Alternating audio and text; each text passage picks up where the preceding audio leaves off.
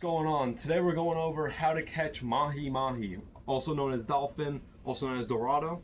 All right, we're here in Southeast Florida. Mahi are running from, early May until late July, early August, and then they come back again in winter time. Those November, December months, bigger and badder than ever. All right, so we're gonna go over our gear, rods, reels, lures, line. We're going over all that today. All right, so first come over here. We're gonna go over planers. Now, for mahi, planers, trolling planers, and doing all of that with planers is a lot more nuanced. A lot of people don't use planers for trolling for mahi. You can, and you will catch them. I personally don't use them, but just in case you're thinking about using planers, I'll show you guys our system here. We've got at least a 30 wide, Penn International 30T we've got on there, on a custom trolling rod. All roller guides, you need that for planer trolling. If you don't have all roller guides, you're risking break-offs, all right, with your line and line failures. So we've got 80-pound braid on there, coming to a Palomar knot onto our bridle. Now the bridle is used for being able to reel our top shot of 100 feet of 60-pound monofilament into our actual reel instead of having to hand line it from the planer. So you have a bridle, which has a planer on it. All right, this bridle is made out of braided line, 2 dropper loops. All right, and we just tie our main line and then our top shot onto there. You can also use monofilament. I've used monofilament. I've made a whole video talking about planer and planer trolling on our channel. You can go check that out. All right, so we're able to reel this whole top shot in, and at the end we'll put a sea witch with a skirt squid on the back there, and you control that with a bonita strip. It'll catch plenty of mahi that way. A lot of people do it. Personally, we do not. Personally, we do something like this, normal straight trolling, also known as trolling on top. So we use a few rigs here. A lot of the times you'll find some guys, they use these rigs. This is a double squid rig, all right? We've had a lot of success using these rigs over the years. Let me show you guys here. It's all tied up. All right. So on these rigs, bruh, you dead ass. All right, we'll cut this part out. We'll cut this part out. All right. On these trolling rods, we've got 80-pound braided line. This is going straight to our swivel. We do not put top shot. You can put top shot for that stretch, but a lot of the times we don't, just for why not? I've used them before. I haven't seen a difference. Maybe there is though. Maybe we're doing something wrong. You never know. But what we do is worked. So on here we've got 80-pound monofilament. We've got that crimped right over here into a loop. As you can see on all of our trolling rods, we run a snap swivel directly from our braided line. That's so we can easily change out lures. All right, so we went to a loop here with a crimp on this 80-pound monofilament. You come down around 1.5 feet. We got our first lure here. This is a skirt squid, pink and white, green and white, blue and white. Those are all amazing colors for mahi. They love it. Bonitas and tunas as well. All right, so you got that pink and white. Back down to another crimp there with a loop. You want that loop so that hook can move around freely when in that fish's mouth. All right, you want that movement. You don't want to crimp right on top of that hook just because you don't have that movement. And if that fish is shaking its head and everything, you want that hook to have a little play so it won't pull. Also, guess what that crimp does? It acts as a stopper for our lure. If I did not have that crimp, this lure, this head would be right here, and that hook will be buried deep in that bait. Like I said, just with kingfish and wahoo, mahi do the same thing. When they come up to this bait trolling in the water, they want to cut right here. They want to come and eat this bait right at the edge, right at the tail, to demobilize it. So by putting our hook at the tail, we're increasing our hookup ratio because that's where the fish want to strike. That's why we use those crimps. That's why we use beads. All right. Coming down, another around 3 feet now is a bigger lure. All right, and both of these squids, there's weights in their heads that has, I believe, a 1/4 ounce weight and this has a 1 ounce weight in its head. On this lure, this is more of a compound lure. All right, we've got another skirt squid. This is a 6-inch squid, again pink and white. A mylar skirt right behind that gives it some flair, some looks. Also makes it look a little bigger in the water and attracts those bigger fish, bigger mahi, bigger tunas, everything like that. And then we run that to a 9.0 J hook here. That one on there was a 7.0. This is a 9.0. All right, again crimp with that loop just to make sure our bait lays perfectly. You want that hook perfectly situated right at that back of that bait, so when the mahi comes and it nips the end to get that hook in their mouth. With these rigs, it's capable of catching 2 fish. All right, we've done it before: 2 bonitas, 2 tunas, 2 mahi. It's capable of doing it. But most of the time, you'll find that bigger fish, and most of the fish are going to hit that bigger that bigger squid. So it's trailing. And when you're trolling it, you're right like this. Looks very natural in the water. All right, when you're going, now this is on a bigger setup, a lot less fun fishing in the rod holder most of the time. If you're going for something a little funner, something a little cheaper, Penn International 12T. These guys are amazing for trolling for mahi. And as we show you the lures in a minute here, you'll see these are great for catching those fish, especially in the summertime when you're catching those peanuts. There's fish up to around 30 inches, all right? These rods are amazing, perfect for that. Line on this guy, 40-pound monofilament. To be honest, you really don't need more than 25-pound main line for these mahi-mahi. They're not fighting that hard, not crazy runs and anything like that. And I'm saying 40-pound leaders for them, all right? Nothing more. I think once you get up 60, that's about it. Now come over here. That's just our trolling, all right? For trolling, that's perfect, those setups there. But moving on to live baiting and dead baiting. Mahi will eat anything in the water. They're starving, they're moving fish. They can move 30, 40 miles a day. So even placing a bait out in front of them, they're most likely gonna eat it. I've caught mahi on chicken breast, bonita, on pretty much anything, all right? So one of the best methods to catch them is while you're drifting, you put out a live or a dead bait. When you know there's mahi around, you want to use something like this. This is a 6 or 7.0 J hook here. All right, got 40-pound monofilament main leader to a 25-pound braid main line. All right, these are perfect for hooking a live sardine, dead sardine. You just hook them right up, cast them out, even a bonita chunk or a squid chunk. Cast them right out and just let it sit. I'll hear that drag screaming. This will catch mahi super easily. You won't get cut off, you won't pull hooks. This is probably the best way to catch them.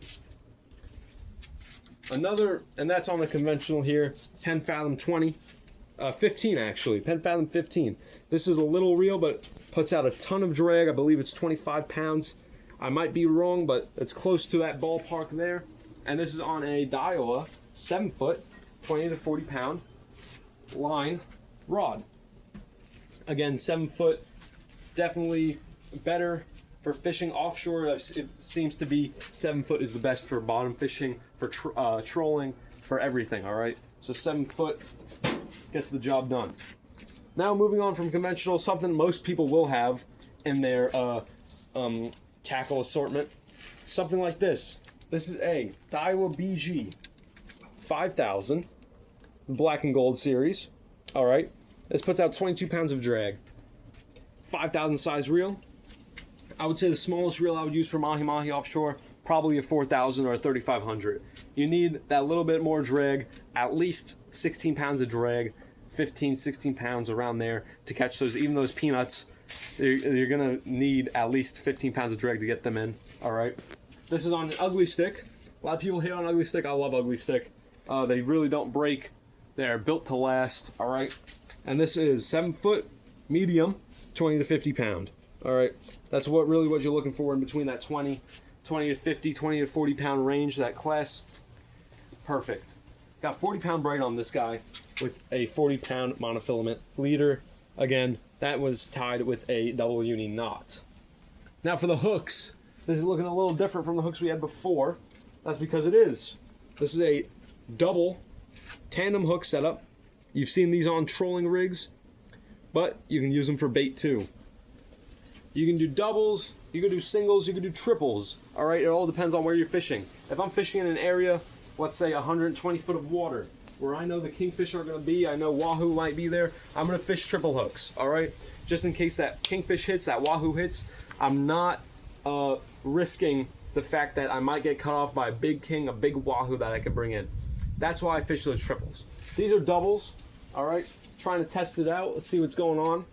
Triples are great for the reason where they give you a lot more protection, some weight as well, and some shine. But at the same time, triples can be bad for the fact that, you know, you can get a hook real deep in a fish's mouth, in the gullet, or in the throat, in the stomach even. So switching over, doubles. All right, these are 7.0 O'Shaughnessy mustads. All right, these are the hooks we mainly fish. And as you can see here, I actually got a swivel at the top there. These hooks, these ones I purchased, are open eye hooks. So that means that for me to double hook these, I just had to thread it through once and squeeze that eye shut. That also allowed me to put on that swivel. That swivel is great for fishing for mahi-mahi. Because that swivel, when you get hooked those mahi, they start jumping, spinning, everything like that. It can really mess up your line. They can get that line caught up in their gills and cut it. So the amazing thing about the swivel is that these hooks will spin freely as that mahi's spinning and just spin in its mouth, and it won't be able to get that 40 pound in its gills and cut it off. Another good thing about the doubles, that little extra protection. Mahi do have teeth. They are capable of cutting you off if you have light enough monofilament or they get it deep. All right, so having that double allows you to not only hook your bait in two different spots if you're using dead bait, or even live bait, you hook them right through the throat, but it also allows you that protection. You're biting over here, biting over there, they won't cut you off. And especially with those kingfish, those wahoo, you have a little more chance of catching them. All right, so now let's go over the gear for trolling specifically. We went over our live bait, dead bait methods with those 7.0s with that 40 pound. Let's go over trolling. A lot of people complicate trolling. Trolling should not be complicated for anybody. You go to your tackle shops, buy something like this. Compound lure, already with line, already with a hook. This is the Turbo Hammer, made by, Boone. Made by Boone, the Boone Turbo Hammer. $10, $12. All fully rigged up. These guys catch fish. Caught marlin on them, sailfish, tunas, dolphin, everything like that. All right, these are amazing. As you can see, it got that blue and that white. It drives fish crazy with that bullet head to drag that water. All right, when you're looking for something for mahi specifically, I'm definitely going more towards something that looks like a squid and something that makes a lot of motion on the surface. Mahi are schooling fish. All right. So by having a lot of commotion on that surface, we'll bring that school up, and as you have your spread out with 2, 3, 4 rods, they'll get hit one by one by one. Another thing, again, with that bullet head, this is the C&H Lures Little Swimmer, all right? Again, it's already rigged, it's got monofilament, it's crimped, it's got a hook, and it's got the bait. You can see that head, that bullet head creates a nice profile in that water, creates a suction underneath with bubbles, drives fish nuts. If you're looking for something to make yourself though, maybe a little cheaper option, definitely go something like this. Again, this is a skirt squid, 4.5 inch, pink. Fish, mahis especially, love those lighter colors, those pinks, those blues, those greens and whites. All right, got this on 40 pound monofilament. Inside the head, 1/2 ounce egg sinker. 7/0 circle hook in the J hook in the back there with a bead. Like I said again, that bead, look how perfectly that hook lays. Again, you got around 5 foot a leader up there with that barrel swivel. Something like this guy as well, chugger. Got that mylar sea witch in the back there, that mylar skirt with a 10/0 J hook here. Amazing for mahi, creates a lot of commotion in the water. You can see those bubble trails for a mile. And those mahi have amazing eyesight as well. They're always searching for food. And finally, I think one of the best lures to pull for mahi-mahi, for tuna, especially for mahi though, daisy chains, all right? Making a daisy chain, a little difficult, I will say. However, they have proven time and time again to catch an amazing amount of fish. So on this daisy chain, I have around 6 foot of 60-pound leader. All right. And you can see I have 1, 2, 3, 4, 5 squids. All right. So let's start from the beginning. Down here, my biggest squid on this daisy chain, purple. All right, purple and black. I would prefer a lighter color. This is just the only color I had at that time. I've still caught Mahi on this. Double 7-0 with that crimp. All right, look at how it lays. Perfect. Then we come up around 2 to 3 feet to our second squid.